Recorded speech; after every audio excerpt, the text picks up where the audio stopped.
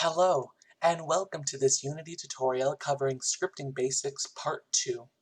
If you hadn't had a chance to check out Part 1 of this series, I would encourage you to do so, as it covers what is the C# programming language, how do we create a C# script, as well as what are all these things inside of this default C# template.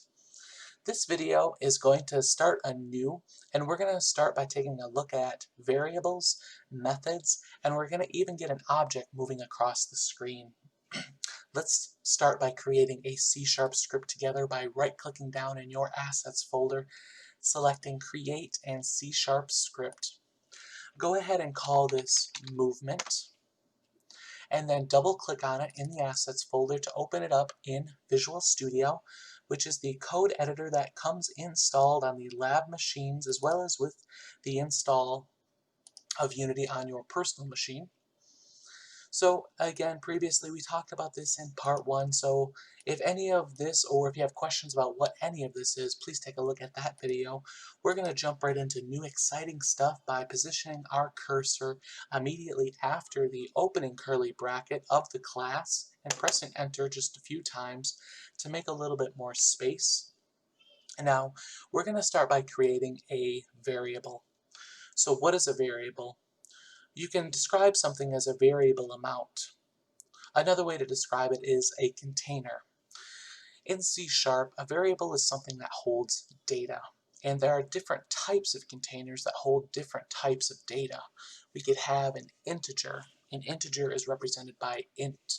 An int represents your counting numbers, like 1, 2, 3, 4, 5, even negative numbers.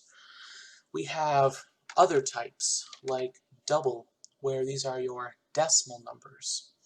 We also have float numbers. These are your fine point precision decimal numbers. And then we have string, which is essentially your text, like the word hello. We're going to be creating a float variable together. So go ahead and type out on line 7, float, and then we have to give it a name. So let's call this speed, and you'll see why in a second. And then we're going to say equal, one single equals, and then let's do 1.0f, and then a closing semicolon. Alright, let me break down each component one more time. Float is the type of the container. So picture a box. On the outside of the box is the word float.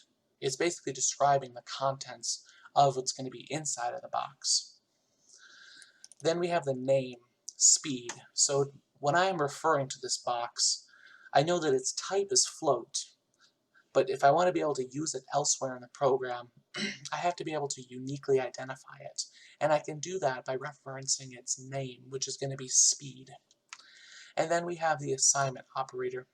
The assignment operator says, I want you to put this inside of my container. Specifically, in this line, we're saying I would like to store a value of 1.0 inside of the speed container. So whenever we reference speed in our program, it's going to be referencing a value of 1.0. Let me tell you why this is important. Your applications are going to get rather big over time. You're going to be using the speed variable in multiple places. What happens if you want to change the speed from 1 to 3? Well, if you don't have it as a variable, meaning you are hard coding in the value of 1.0 everywhere, because you can do that instead of having a variable, you're going to likely forget to change some places to that new value of 3, and plus you have to do all the work of tracking down where all of those values of 1 are. But rather, if we store it as a variable at the top of our class here with a label speed, we just have to change it in one place, and then every place where this variable speed is referenced, it will return that value of 3.0. So that is the biggest advantage of using a variable inside of this. Okay, so we have float speed equals 1.0. So we have a data container of speed. How is that going to help us? Well, let me tell you what the goal is. The goal is, what we're going to do is, let's go back to Unity, and we're going to add a cube to our scene. So go ahead and go to Game Object, 3D Object, Cube. With the Transform tool selected, go ahead and just move this over. And what I like to do is move this across the screen from left to right. So how are we going to be able to do that? Because that seems pretty complex for a C# script, and we're going to walk through exactly how to do that right now. So taking a step back, before we even go back to C# script, we know that we need to move this cube from left to right, which means we're somehow going to have to modify the transform, because we know that if we click on the object here in the hierarchy and we take a look in the inspector on the right hand side of our screen, we take a look at the position. Here we have X, and what happens if we change X? If we change X, it's going to move across the screen, and that's the behavior that we want. The question is, how do we put that inside of a script? Well, let's cover that right now. So we know that this is the transform component. Specifically, it's the position, and specifically it's position X. So inside of Unity, Unity provides us a nice way to be able to reference the transform.position automatically. So what we're going to do is, inside of the update function, go ahead and scroll down with me here. And on line 18, what we're going to do is we need to get the position of the cube. We are going to slightly modify it, and then we're going to assign it back to the cube. I'm just going to type this out, and then we're going to explain it line by line. So I'm about to introduce what is called a vector 3. A vector, if you have a mathematics background or not, is essentially an array of points. You could almost think of it as. It's a vector just like this that has 3 values, in this case an x and a y and a z, and those are going to correspond to the Cartesian axes that we have here. Now we're working in a 2D environment, so we can only see the y and the x, but if we were to click this 2D, then we can suddenly see the z-axis, which is that blue axis. We'll go ahead and select the 2D again and select the movement tool so we can see those lines again. So what we have to do is, first we need to get the position. To be able to get the position, it's going to return the x and the y and the z. So if I want to be able to store all 3 values, I have to have a vector of 3 points. Even though we're working in a 2D space, I always like to put them into a vector 3, because there may be some point in which I need to use that z value. You could do a vector 2. That would be perfectly fine as well. But for the purposes of this, we're going to use a vector 3, which has the 3 points stored. And just like the float speed above, the vector 3 is the type.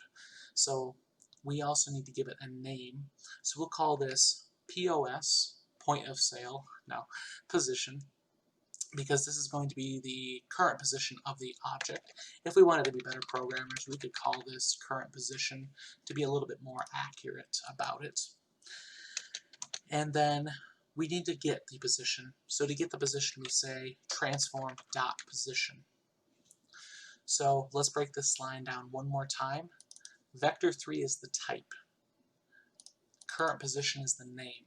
So we're saying I have a container called current position that is of type vector 3, that stores vector 3 variable data inside of it. And I'm putting this transform.position, which directly references the x, y, and z of this. And if you don't believe me, which I always encourage you to ask questions, one of the best things that we can do is we're going to take this line here, I'm going to copy it, and just remove it temporarily, but put it up here. And then in part 1, we saw the debug.log. This is going to be a really good way for us to see what the value of that is. So what happens if we put current position inside of there? And if we go back to Unity, we'll select on the console tab so that we can see the output of our script here. Now, if I go ahead and press play, nothing's happening.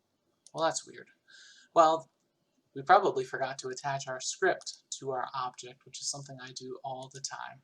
So we'll select on the object, go ahead and click, hold, and drag that movement script directly onto this object, just like that. Alright, we'll select back on the console tab now, and let's go ahead and press play. When we do that, you'll see this negative 7.6, 0, 0, which is directly referencing this position up here. You'll notice that these 2 values are the same.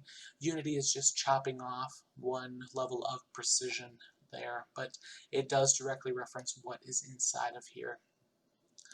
And what we want to be able to do now is let's go ahead and Control Z a few times just to get that back down there.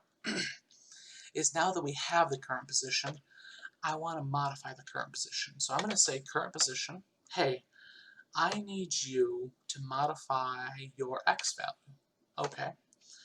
Well, what do you want to modify my X value to? When we modify something, we have to use the assignment operator to give it a new value. Well, it says I'm sitting at a value of negative 7.61, and you can see that inside of Unity here. And then what we want to do is add 1 to it, because we want it to move to the right. So if I say, hey, I want you to be what you are, which is current position.x, but I want to add speed onto you, because speed was that value of 1. So we say current position.x is equal to whatever it was before plus speed. So this is going to evaluate to negative 6.61. I thought it was 7.1, excuse me, that's why I hesitated there. Alright, so now that we have the current position.x set up, what we're going to do is go ahead and reassign it. Because what we've done is we've basically said, give me what your current position is, I'm going to modify it, but now I need to give it back to you. So what I have to do now is say, okay, transform.position is equal to current position. Okay. Transform.position, again, is a special notation provided by Unity that allows us to access the position of the object that this script is attached to. Because this movement script is attached to this cube here, it's going to reference this transform.position. So I'm quite literally saying, whoever this script is attached to, that's the position that you're setting. So if we go ahead and save this now, Control S, let's go back to Unity, and let's see what happens now. So we'll press play.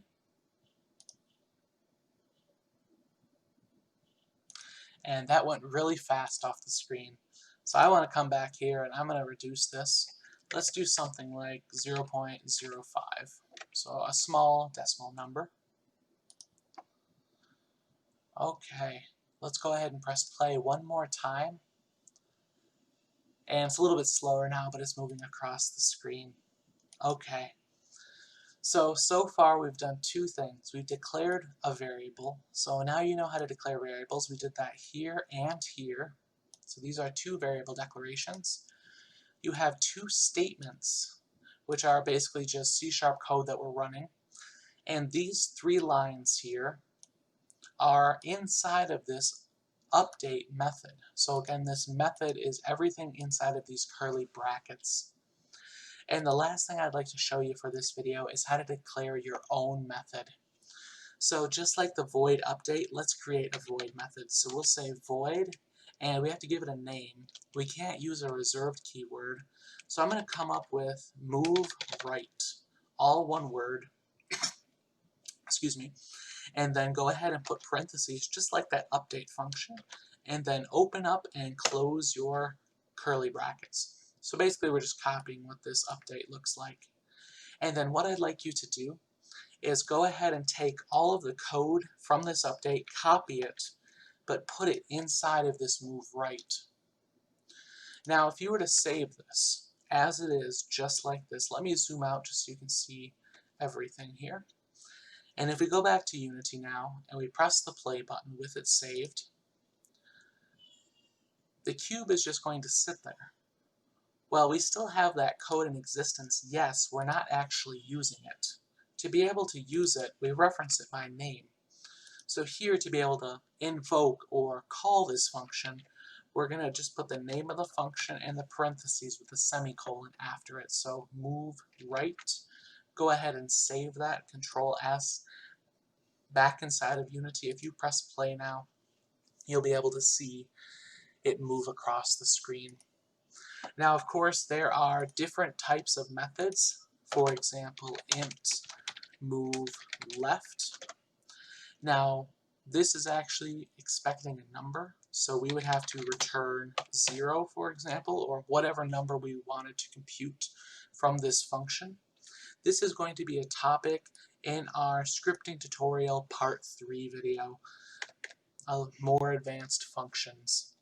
Alright, if you have any questions at all, please do not hesitate to leave them in the comment section below. We will get back to you as soon as we can, or please feel free to reach out to your instructor with any direct questions. Thank you very much.